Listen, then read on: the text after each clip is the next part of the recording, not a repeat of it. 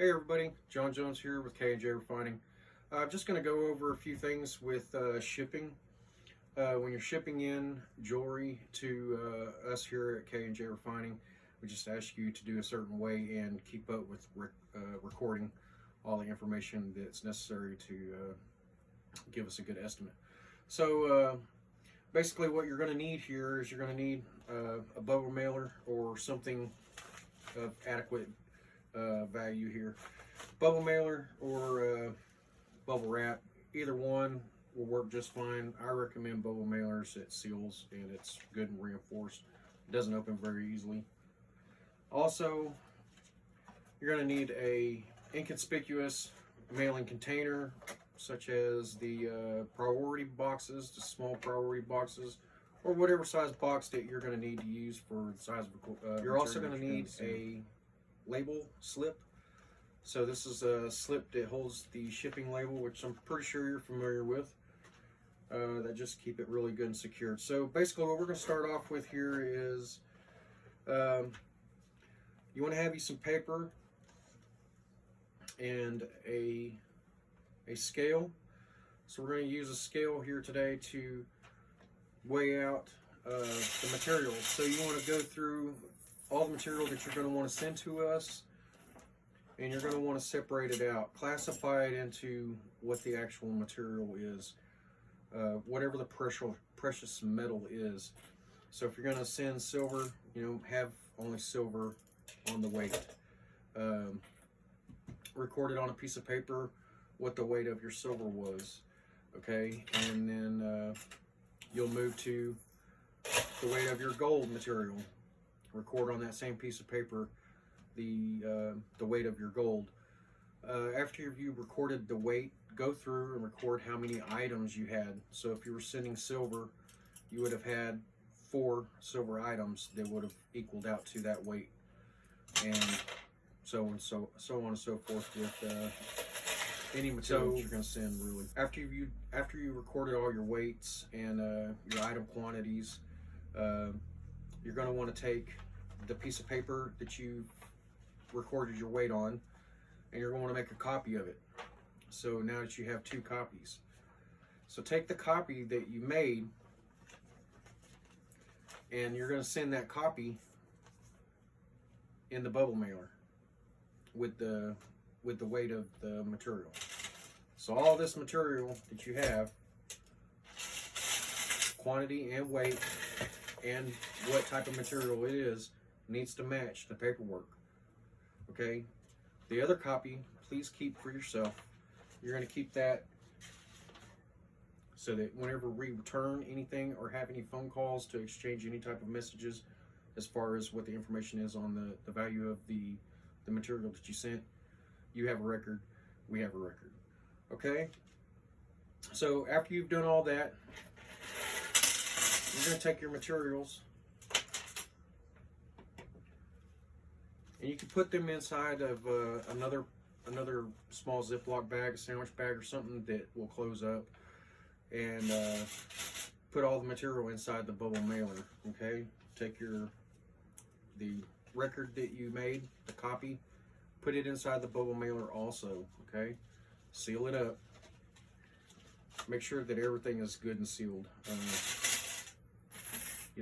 Once you have all that inside your bubble mailer, then you're going to want to insert it into an inconspicuous shipping container. I like to use the USPS boxes. I know for sure that what I pay for, if it fits in this box, if it fits, it ships. That's what they say. So it's generally, I've seen it be right about $8.50 to send priority small box. I believe you can get away with first class envelopes for somewhere right around $4.50, give or take a few cents. Either way, once you get all the materials inside the bubble wrap, the bubble envelope, place it inside the container.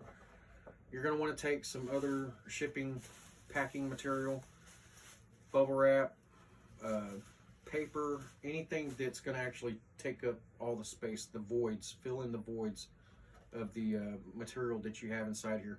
You don't want to hear any shifting or shaking or rattling or any type of noise. Noise, especially with metal, people don't generally just ship metal, especially if it's something that's not of value. So if somebody's able to hear, a jingling of metal around inside there, they're probably going to have a good idea that whatever's inside that box is valuable. And then your mail doesn't reach me, or vice versa. I have a really good track record of making sure that the product gets back to the customer. So anyway, after you've gotten all of your material inside there, so all of this is inside here now, you want to take, close it up, take tape and wrap it around this lengthwise. This actually, when these ship to your home, or if you pick one up, it's going to be flattened. And these little tabs right here, all they do, this is the only thing that holds this together. And they actually come apart quite easily. So you want to tape this up really well. I mean, if somebody was thinking about breaking into one of these boxes, they're just going to, open it up right here. Right? That's full on opened up and easy access to your valuable metals. We don't want that. So after you've taped this up really well, closed all the seams off, you got this completely closed.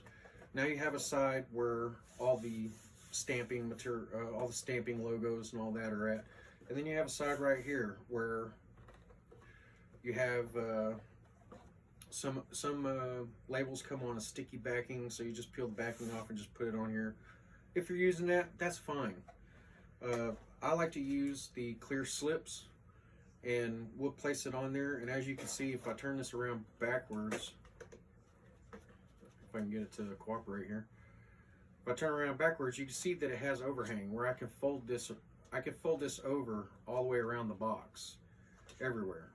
So I like to do that on the side that has the blank, for the shipping label. It's just blank here. I like to put it on here because once the shipping label's inside here, I can fold this over and actually close off all the seams on the box. Which, if it doesn't look like it's easily able to be tampered with, then somebody's probably not going to tamper with it. Same goes for if they can hear something in there rattle around, they're more likely to tamper with it if they're that type of person. So they just avoiding all reason to mess with your package. Let's just avoid all the reasons to mess with your package. So once you have that, and you have the label on there, I like to take the packing tape,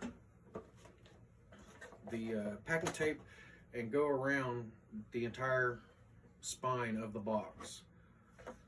However your box is, whatever the type seams your box is, just don't leave any openings for anything to fall out or any ways for anybody to mess with it and not be recognized very easily. If somebody were to poke into here, it'd be recognized very easily. If somebody were to rip your, the sleeve off here, and get into this box, it'd be recognized very easily. So that's what we want to avoid.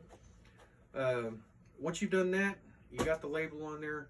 If you want to go the extra mile, pay for a signature on delivery, and I'll sign for it.